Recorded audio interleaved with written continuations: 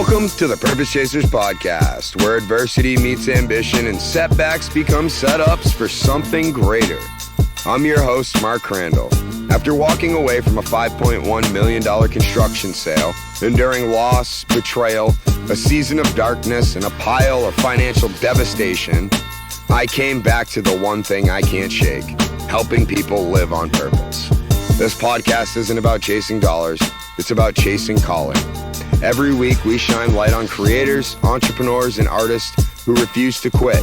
People who kept moving forward when life told them to sit down. If you've ever been knocked down, counted out, or told no, you're in the right place. Because here, we turn pain into power and purpose into impact. Let's dive into this week's episode.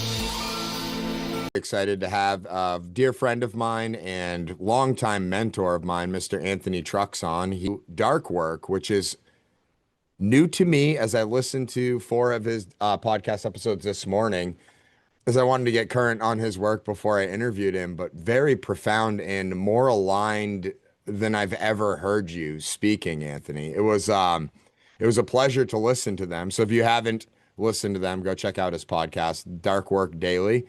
It is very, very short, digestible, super implementable content. Anthony, thank you so much for coming back on, man. Lead in here is, what was the shift for you from doing a shift into going all in on Dark Work? Well, it wasn't so. Our shift essentially is a concept of making an identity shift, which that actually has not changed. It's still part of your infrastructure? Yeah, it's all definitely. Okay. So if you think about this, there's think of like a hill, metaphorical, but like a real hill. At the bottom of the hill is a place that people are, that they don't want to be. At the top of the hill is where they want to be, and they got to get up the hill using a vehicle. So whenever people talk to a message or like a concept that's part of their brand, usually you're talking about the destination place, the top of the hill. 7-figure entrepreneur, lose 50 pounds, whatever it is. And then sometimes it's a vehicle. P90X is a vehicle to get to, weight loss.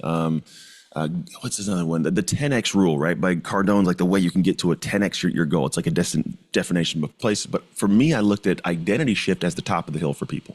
They want to get to this place that's distant. However, no one wakes up going, I want an identity shift, ever. So I realized that what we really need to have is we need to shift who we are at our core to get what we want most. If not, then the things required, actions, habits, paradigms, decision-making, execution ability, that functions at a level above your current identity. So if you don't get there, you don't have that thing. So identity shift still is always the destination, but I stood back and realized that no one woke up going, I want that as a destination. Language-wise, they haven't been introduced to it yet. We all know it as mindset. Shift your mindset, which is great. But identities, they encompass mindset. A mindset, it folds into the dough. Mindset changes moment by moment with whatever Sometimes life throws at you. Yeah, belief system, structure, all that fits in there. And it's if you think about some people who have like well-known identities, your Kobe Bryant's, they don't say I have a strong mindset. Simply what he says is, I made a contract with myself. I'm not negotiating it. That is a mindset. He doesn't call it the mindset. He calls it Mamba mentality, right? Which is still kind of an identity. And so the idea is I looked at the process as being my anchor point, which is what dark work is. In order to go from where you're at to where you want to be, you must do a thing. We call it dark work. It's the work to make a shift of your identity to optimize for peak performance. And so what dark work is, it's still in the same vein of identity, but as opposed to talking about the destination of an identity, I talked about the vehicle to make that identity shift. Can you go into the vehicle now? Of course, yeah. Your earlier work, or the work that you're still running around the identity shift, was, it was super impactful for me. It's what brought you to me into coaching with you, and which led me to getting my first in a series of paid speaking gigs through coaching with you. It's really refreshing to hear you say that you've now created a vehicle to get in to actually do the work to make that happen. Can you talk about what the vehicle, of course. what the vehicle looks like? How nice is it inside? Yeah, well, the vehicle is always there, but the problem is unless somebody knows that it's going a place they want to go, nobody cares about the vehicle.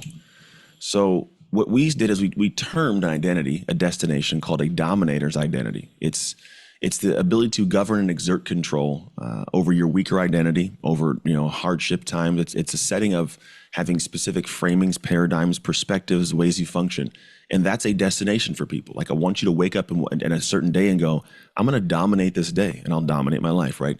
And so what I did is I took it back and realized that before it was called the shift method, which was the process to make a shift. But again, if you don't care about the destination, you don't care about the vehicle.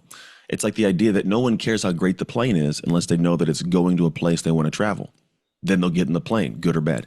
So at one point I realized that, changed it up, and then we turned it into, as opposed to the shift method, what's called the dark work experience. Now it has a very concrete and loose kind of structure to it. The concrete part of it is this.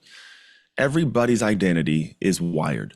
It's a wiring of perspectives, optimism, pessimism. Whenever something happens, your identity flies into action without you consciously thinking about it.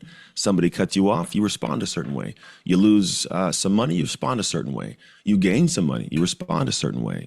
You have a setback in work, you respond a certain way. And these responses, they're usually wired from past experiences, and all of a sudden the flywheel moves and we're just going. And sometimes I'll wake up a day or two later going, damn, why did I do that? Well, it's just who you are. You're wired that way. The reason I call it an experience is because that neurological and psychological wiring happens only through experiences. An example I commonly use is if me and you were sitting in a room and I have been bitten by a dog and you've never been bitten by a dog, and somebody opens the door and a big dog comes in, well, I'm probably trying to find a way out of the room. Whereas you're going, oh, look, a puppy. Hey, dog, right? The only difference is a past experience that wired us to, in this moment, start a flow of actions and responses that we're not even paying attention to. It just happens. And that's all because of past experiences that wired us to operate a certain way.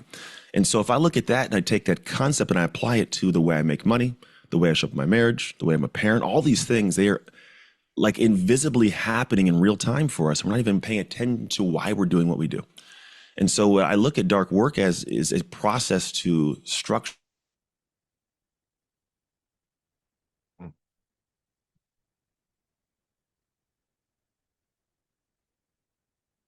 No.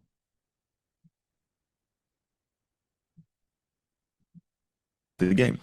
Then we go to the next piece of it, which is, all right, well, how the hell do I do that, Ant? Sounds good. It's a lot of big words. What do you do with this? Well, the philosophical part is I want you to wake up one day and not be able to get back into the headspace of the person you ever were. I want you to wake up and go, why did I do that last year? Why did I function like that 10 years ago? Because you've made such big adjustments and jumps and shifts, you're not the same person. It usually happens through 3 stages. These 3 I can unpack. Feel free to ask me questions and pause me. But the first one I call respect the light. The language I use for dark work is it's the work you do in the dark that allows you to win in the light. Whatever winning looks like for you. But in that light, there's some things you have to respect. So first stage is I must respect the gravity of what I want, what that light is, right? If that light is going to be, I want $1 million business. If that light is, I want to fix my broken marriage. If that light is, I want to get a promotion, you got to realize that there's going to be a lot that goes into that. And the gravity of it is what most people are failing to pay attention to. So what happens is they step into the first, arena of life, of that stage and moving towards something. And all of a sudden it gets really, really hard. They make really good excuses and they pull back because they didn't really grasp the weight of what they're about to step into. And so for a lot of folks, it's like, hey, stop, breathe, pay attention, understand you're about to hit a really difficult, if not the most difficult time in your life. So prepare yourself for that kind of thing to be happening at some point sooner than you probably think. The second part of respect the light is you must respect the people that are already in the light that you want to step into, even if you don't like them. So if I want to have more money, right? But I look at people who have it and go, man, these people out here looking crazy with their, Gucci glasses and their Louis Vuitton bags and 17 gold chains. It's like, I don't know if I like that. So what people will do is they will essentially diminish those people with words. They'll judge them. They'll push them down because they don't want to be like that. And so they got to make themselves feel better. When the reality is that person, they may not have done what you wanted to do with the money, but they got the money. Right? If you look at somebody's marriage and go, man, there's so much public PDA, they call it public display of affection. They're kissing each other like, ew, gross, right? You might go, I don't want to do that with my spouse, but damn, do I want that kind of a connection? Right? So the idea is within these people that you're watching every day that you're discounting, they actually have lessons that if you pay attention to them, they say success leaves clues. You could, in fact, learn some things that could be applied to your life. So you have to actually find these people, look at them, take your ego out of the way and judgments, and start analyzing very deeply what they do. How do they do it? What are they saying in their social? What are they speaking out loud when you meet them? Like, how do they function? How do they interact with people? Like, what are the things that they are doing? Because those traits that they have are the ones that are usually able to connect the dots to what they have in their life. Like, there's something they're doing that's creating this outcome for themselves. So you'd be able to uncover what's called a collection of identity traits you could possibly plug into your life to get the results you want similar. The third part of respect the light is respect your things you have to do to step into it. Like what your very unique, individualized difficulties are. Meaning, where are the gaps in your personality, the gaps in your perspectives, the gaps in your paradigms, the gaps in your decision making, the gaps in your action and habits? What are the things you don't do that are keeping you from that? Because a lot of people don't realize that. They go, oh, I'm working really hard, I should have this thing. And I go, well, you're working hard in a direction that you have chosen, but the direction might not be the one where you want to be, right? Maybe you choose to work on one thing that's completely irrelevant to the light you want to step into. You got to stop working on that thing and work on the other piece. And you might be faced with something that goes, look, in order to get here, you got to be a way better communicator. You got to have way more patience, or you have to be way more educated. And that's going to be work for you. And everybody's work's different. It's equally usually hard, but different kinds of work. And when you're confronted with that, like you realize like, dang, I got to do this. That's where a lot of people stumble because they don't want to admit that they're not perfect. They don't give themselves permission to improve. So they keep doing the same things, getting more tired, more burned out, having no results. So you got to kind of figure out what your work is. And then you're going to have the opportunity to be clear and step back and go, okay, great. I know what I want to accomplish and achieve. I know what people who have that are doing that I'm not doing. I know these are my gaps, I call my identity gaps, as to kind of close and shore up to get there. Once you have that, you actually have an opportunity. You will not immediately have success. You have an opportunity. And that's the biggest piece most people don't grasp. It's not about having the work ethic. If you don't know what to do with that work ethic, then you don't have the opportunity. You have the drive and desire. But when you know what to work on and you sit back and breathe it in, you now got a shot. That's before the second phase though, but that's just the first part of it. And I'm thinking about, the identity side of this. If you're telling yourself that you're a lot of negative things and you're hearing a lot of negative internal dialogue, it's going to be really clear. It's going to be really difficult for you to progress in a direction you want when you're telling yourself you can't and you're this and that. Yeah. Or you're telling yourself, oh, I don't do that. What do you mean you don't do that? Oh, I want to be a baker, but I don't like touching bread. What are you talking about? That's what bakers do. Yeah, but I don't want to do that. Well, then you don't get to have that. You don't get to be a baker, right? I want to be a bodybuilder, but I hate lifting weights. Well, good luck with that. That's what bodybuilders do, right? You have to align with the actions you don't currently do that are required to have the thing you want. And so that's where most people, they want to do what they want to do and have what they want to have, right? But what you want to have requires different things that you have to do. And most will not truly at a depth accept that. And from the acceptance, where does the action come into play into this light work? Or when does it turn from dark to light? Well, it turns from dark to light in step 3, but the second one. I just for those of you listening, like that was profound and powerful and landed very, very hard on to me. I just want to be real with the audience so that you don't think I'm just making some abrupt transition. No, I get you. Real, like what you just said is real. Like you get really, really clear and you see the power that you possess as a human and what you could truly do, and you accept the work because there's various degrees of work for whatever you want to do. Yeah, I've had to do it. I was divorced for 3 years. I had to really develop myself to get remarried again 3 years later, be a better husband, a better, father, be a better business owner, all these things. It's been over and over again put in front of me that every time I want to step into a new space, I have to stretch myself into a space my identity's not used to being in. And so I'm not talking from a space of like, oh, I've perfected this. Like, I have defined and really refined a process that works for me. It's always a matter of perfection, but I understand how it can work for everybody. And that's what I've developed. So it's like, it works for me. And I have countless stories of myself doing it accidentally in the beginning and then now, intelligently, but it's just moving the next stage. So the second phase of this is what's called dark work. That's it. Or you could say do the dark work. The way that this works is a lot of folks, they will skip to this stage. Most folks skip straight past the first part we just talked about, and they go right to working. They just all of a sudden, they borrow stuff from, well, Bob said to do this, and Nick said this, and Susan said this, so I'm going to do that. And it's like, well, Bob, Nick, and Susan are all different people with different goals, different hindrances. They're different. So if you're taking their actions that have to be applied, you're going to fall short, because truth is, nothing is going to be what you want. You will make zero shifts until you do work, the dark work. So the dark work has to be intelligently chosen, and that's why the first step is in place, and it's required to really have the biggest movement. Because all of us can attest to a point in time when we went to work on something, just dove in head first, built, stepped back and went two things. Went, oh my gosh, I don't have what I want, and oh my gosh, who the hell am I right now? Like, I don't even recognize myself. I've been there many times.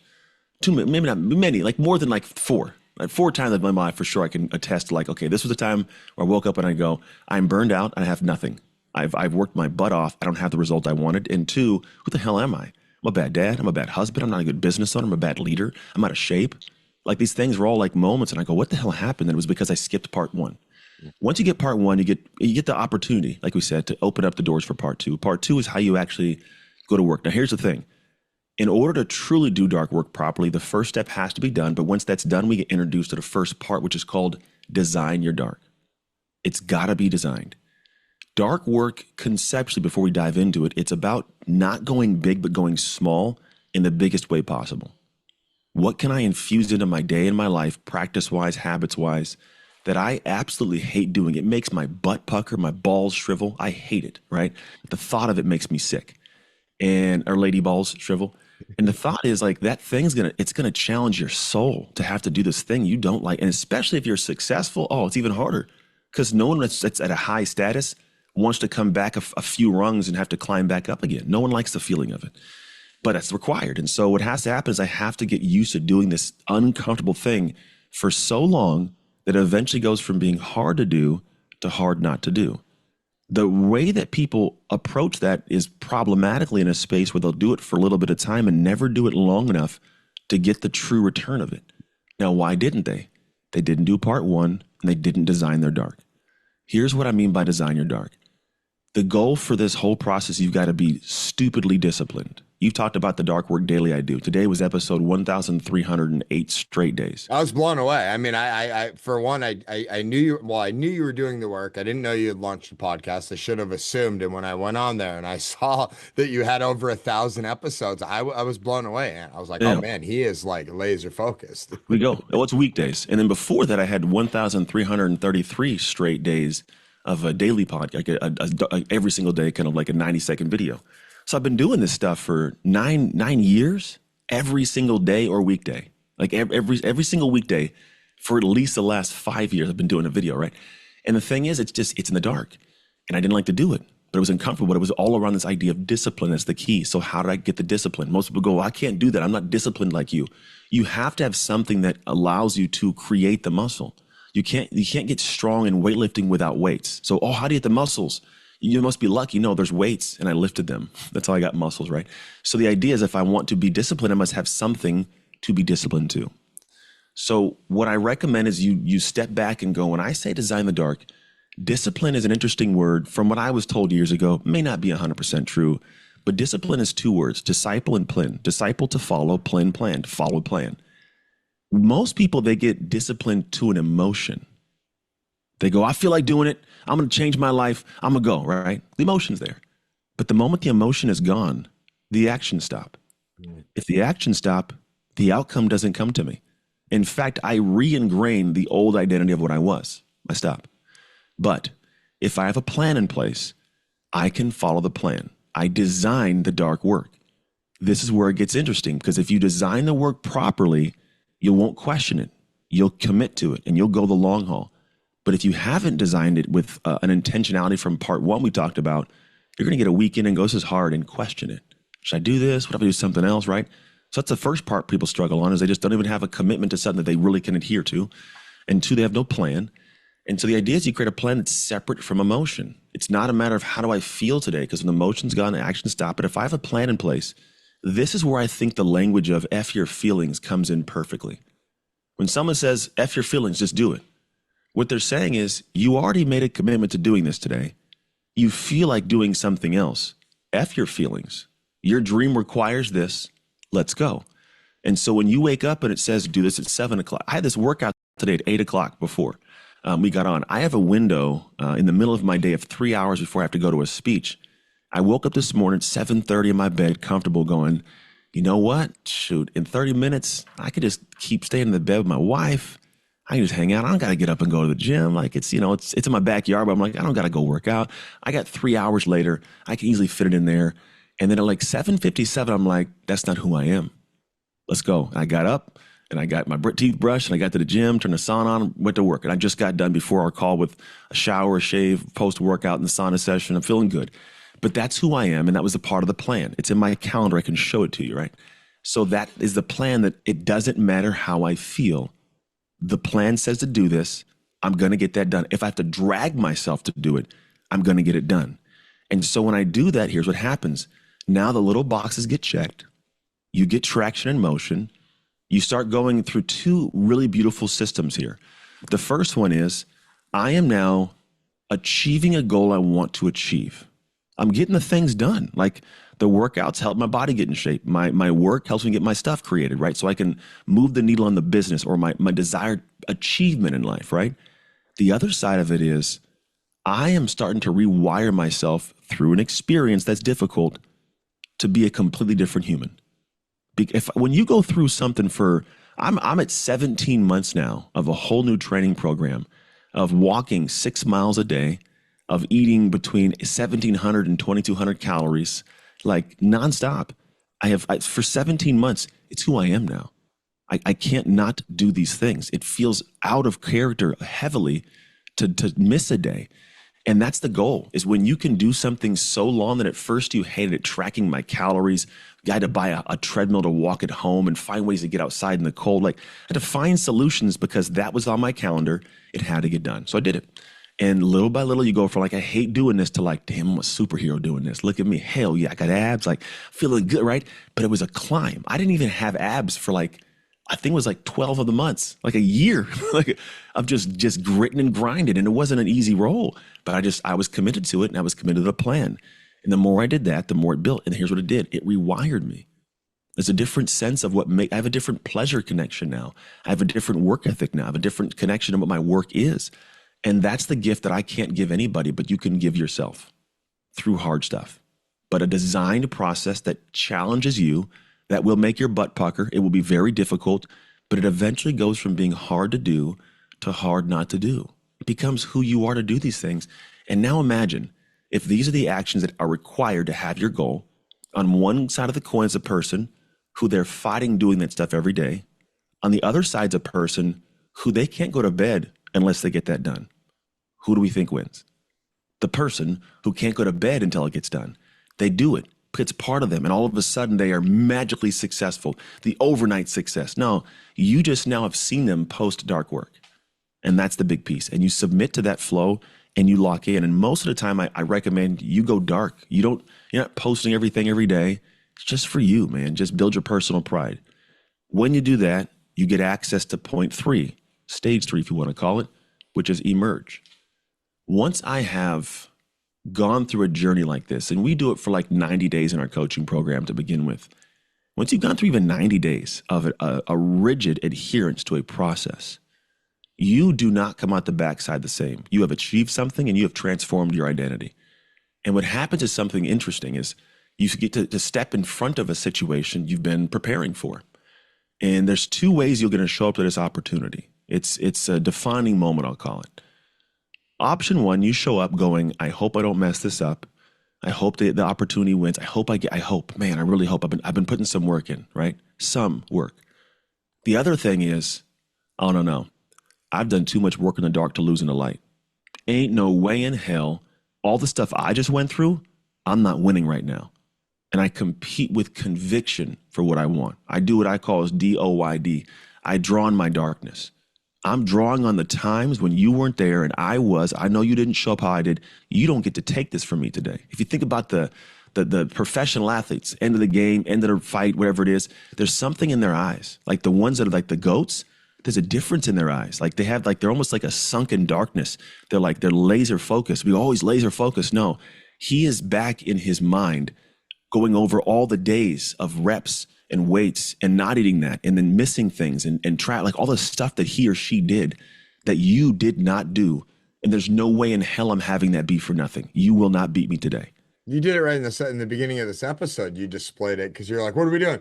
And I said, I'd love to do like 25 minutes on dark work and then go into another topic, another episode. You're like, yeah, let's get it. Let me get my tea. This is what I do. And I was like, oh, let's go. I'm on with Anthony again. We rock, dog, but I can only do that because I've done that. Like I every day of videos, speaking all the time. I coach people. Like I lift, I train, I do all these things behind the scenes so that I can live and breathe my brand. And that's the big piece for me is I come to the world not from a position of going like, look at my brain. My brain is real. I've studied this stuff. I'm going, no, I've studied this shit, but I live this shit. Like I do this all day. And when you have that, it's not like an arrogance. It's a confidence required to be of great service to the world. So I can come forward and go, look, whatever you're about to face, 90% chance I face this also. Different emotional, situation, maybe different actual thing, but the feeling of it, I've gone through it. Let's go to work. And then you get excuses or you get the achievement, but you don't get both. And if I let you have the excuse, you will push the achievement away. So I get that something happened. You lost something. It was bad. I take nothing from that. Take your time to mourn that, deal with that. It's great. But that can't be an excuse to divert your achievement away from you. In fact, having gone through that will make the achievement much sweeter.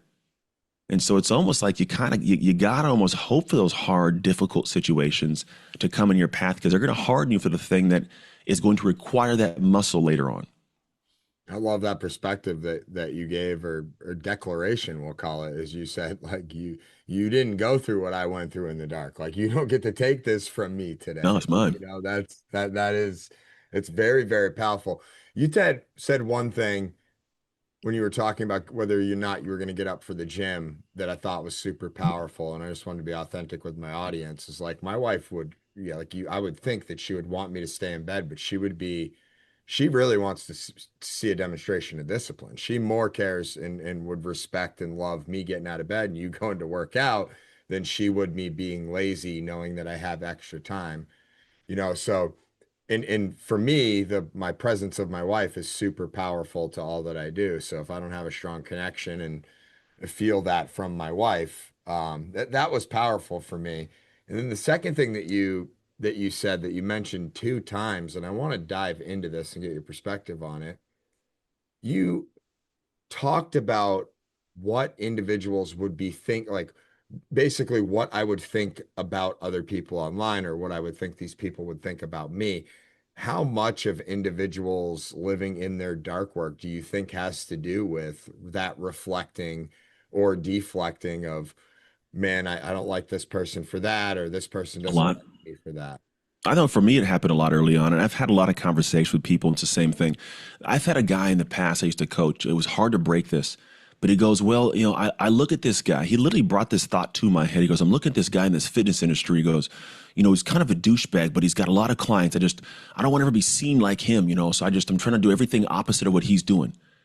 And in my head, I go, opposite of why would we do this? If he's having success leaves clues.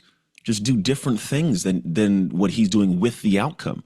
But get the outcome first, right? It's like saying, I don't want to get too bulky. That's a problem you shouldn't have. Don't solve the problem before you have the problem. Get muscly, get bulky if you want to get bulky, and then figure out what to do with it later. But don't say, I don't want to be like that person, because then what happens is you don't get to step into that room. You don't get to, you could sit on the outside and poke fun at the room, but you're not in the room, because in that same room is somebody who is making the same money, who's serving the same clients, but doing it differently in a space maybe where you would desire to be less douchebaggy or less flashy. That's cool. But that person was able to reach the hearts he needed to reach, have the conversations, and convert them to clients, right? That's something that person wanted to do. So why would you try to do something different to get the same result? You can do it once you learn how the recipe is being made. Like once you figure out hey, what's the recipe here? Okay, cool, this, let me put a different amount of sugar in or a different amount of salt. But you got to first make the cookie the way the cookie's been made a few times before you start making some tweaks. And that's what people, they're stepping back going, well, I don't want to look like that. So they ward it off. Here's an example. When I was growing up, I grew up poor. I didn't have anything. We used to go to Goodwill and we would be the ones getting clothes for free if we could. Like we just didn't have much. And I remember there was a point in time when I was told that the only way that somebody gets $1 million is by doing something bad to somebody else. So they're evil people, that those have $1 million. And I grew up for the majority of my life thinking those at $1 million are bad people, right? And then I get a college scholarship. I go to University of Oregon and I meet a bunch of people that are making good money, just you're around, not the players because it was an NIL time, but you get to meet former players, you get to meet coaches, you meet, people, and then you get to the NFL. You meet more people and you get around the world and what I do and speak, you meet more people. And I started realizing like, damn, in fact, some of the best people I know are millionaires. Like some of the most warm-hearted people, they care because they found a way to give to the world enough value for the world to go, that's worth $1 million, here you go. And so I had this thought of like, damn, I don't want to be bad. So I was actually stunting my ability to make the money. I didn't want to be a demon or a bad person, so I don't want to have $1 million because that's what that means. But then you lift that veil and you go, oh crap, that's not what it is. And you move differently. And so for a lot of people, they're looking back at this perspective of what they want in the future. We'll call it nothing back, but forwards. And they go, man, I don't want to be like that. I don't want to get that. So they literally are stopping and hindering themselves from accomplishing the goal that they say they want because they are attaching it to something that is not what it is. Not negative, not bad, but it's actually a great thing. But you have to reframe. That's why I say paradigm's a big piece. Identities have certain paradigms. If you put a person that's broke, a person that makes $100,000, a person that makes $1 million, a person that makes $1 billion, you put them all in a room and you have one thing happen, every single one of those people will perceive possibility in that vastly different. Their paradigm of the world is completely different. Let's say that all of a sudden somebody walks in and there's a lemon on the table and someone goes, man, we got this lemons. And then, the person that's broke goes, well, what world says when you get lemons, you make lemonade. And the broke guy says that. The $100,000 guy a year ago, he goes, yeah, lemons kind of suck, but I'll find a way to, make the most of it. The $1 million a year guy goes, well, I could probably find a way if I can, plant this thing, I can grow more lemon trees. Maybe I could sell lemons, right? And the billionaire, right? Different mind. I saw this recently in the fall of the House of Usher. This whole kind of spiel went out. Dog, he went in and he says, F that. Make lemonade? He goes, no, first you find a way to buy up all the lemons so that lemons become scarce and rare. Then you get all the actors and actresses in the world to start wearing lemon hats, lemon shoes. You make a movie and a cartoon about the lemons and them being the kings of the fruit world. And then you build. And then at one point in time, once you've made your $1 billion, then you make some effing lemonade, right? The paradigm was different. I was like, holy crap, like it was real life. He's like, no, you create the frame of what you want with the lemon. You don't take the brokey's mentality and go like, oh, I guess I got lemons. No, I'm going to make this lemon so valuable that the world wants the lemon. They're not pushing it away, they're pulling it in, and now I got the lemon. And so the thing is, the same situation, but the identity's paradigm determines what they do and what success they have. What results are you seeing from the individuals that are coming out of your 90-day program? Because there's also a tie through what you were sharing around discipline, and I know how disciplined you are. I mean, you're as seen on as a mile long of your accomplishments. So is it the discipline that's structured and the reframing that's being structured and the reframing that's taking place? Like, what results are you seeing from your students? And then who, if anyone's listening, who would qualify for this program? Yeah. So usually we work with individuals that are, the way I'll explain it is they're professionals. They have a professional career. They're executives. They own a business in some aspect because they'll see the return on the investment of a better person. Like most people don't realize it's not what you know, it's who you are with what you know. That's the big thing. A lot of people know too much. They know too much. They don't do enough. So the people that I typically work with realize that, man, if I could just apply the things that I know consistently, without falter, without getting in my own way, without procrastination and distraction, I'd kill it. That's who we serve the best. Those who are like, I know what to do, I just can't bring myself to get the damn thing done. The other part of it is you ask the clients we've had that have success with it. The cool thing is they walk out of this with powerful, what I call personal agency. We've had clients that came in that were, just regular, run-of-the-mill blue-collar people, and then at some point ended up buying businesses and create their own coaching programs and buying multiple franchises, becoming a multimillionaire. And like at one point, the language literally was, I found myself at a coffee shop working on my computer. as a guy that used to work with my hands, is like, I realized I've made a complete identity shift.